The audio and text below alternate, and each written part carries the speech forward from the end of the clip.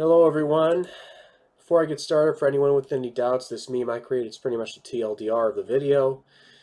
A few weeks back, when armed yet peaceful protesters marched in the Michigan state capitol against Governor Whitmer's draconian stay-at-home orders, they were condemned by the media as a bunch of selfish, entitled man-children who want grinding to die so they can get haircuts and rich people can keep their stock portfolios. But they also went so far as to even accuse them of being racist by pointing out that many of the protesters had signs with swastikas, while, of course, conveniently leaving out the fact that said swastikas were on signs that compared Governor Whitmer to a certain mustachioed German dictator. It serves them right, though. I mean, how dare those people not want to become homeless and starve to death from having their right to earn a living taken away in the name of protecting them from a flu-like virus with an 0.2% fatality rate? Of course, after what they tried to do to Nick Sandman last year, nothing surprises me anymore in terms of what these lying smear merchants are capable of. Though at least in that case, Nick seems to be getting the last laugh on that.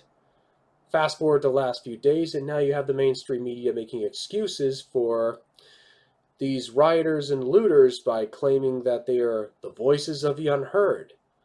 While there are a lot of protesters who do care about the fact that George Floyd was murdered and are understandably outraged, the fact is that none of the rioters and looters give a shit about George Floyd or any of the other countless victims of police misconduct. If they actually did, why are they burning down and looting homes and businesses in their own neighborhoods, which had nothing whatsoever to do with what happened? Why are they doing everything possible to make conditions again in their own neighborhoods even worse than they already were before? Answer's obvious, but nobody in the media wants to say it because it goes against their cultural Marxist narrative.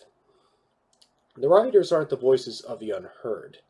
They're the voices of selfish, entitled thugs that are exploiting the death of an unarmed black man so they can get free shit while playing the victim instead of taking personal responsibility. To all the people that are so hellbent on excusing them, how would you feel if it was your own home or business looted? Some Korean American business owners in LA found out exactly what that's like during the Rodney King riots in 1992. They tried to call the police multiple times, but the police refused to do their jobs. These business owners armed themselves, got on top of the roofs of their businesses and homes, and defended their lives and property. This other meme I created, which you now see, pretty much sums it up. Both the murder of George Floyd as well as the riots are reminders of just how important it is to protect the Second Amendment. The Founding Fathers, contrary to what some these days seem to believe, didn't stutter when they wrote the words "shall not be infringed." But there is a double standard, some of you will claim. Nothing happened to those armed Michigan protesters. Yes, nothing happened to those armed Michigan protesters, but you want to know why nothing happened to them? It had very little to do with their skin color and everything to do with the fact that they were armed. Matter of fact, there was another armed protest in the Michigan state capitol the other day. This one against a peaceful protest against police brutality with armed black men, and just like the other armed protest, nobody was arrested. Anyway, link to the article about that story is in the description of this video. And if we want police brutality and these kinds of riots to stop, we have to start following the example of the armed protesters and the rooftop Koreans and more vigorously use and defend our Second Amendment rights and stop relying on the police to defend ourselves and our families. Courts have ruled over and over again that the police have no legal duty to protect us, which begs the question of why they have such power. And why are there so many cities and states that have so many unconstitutional restrictions on firearms?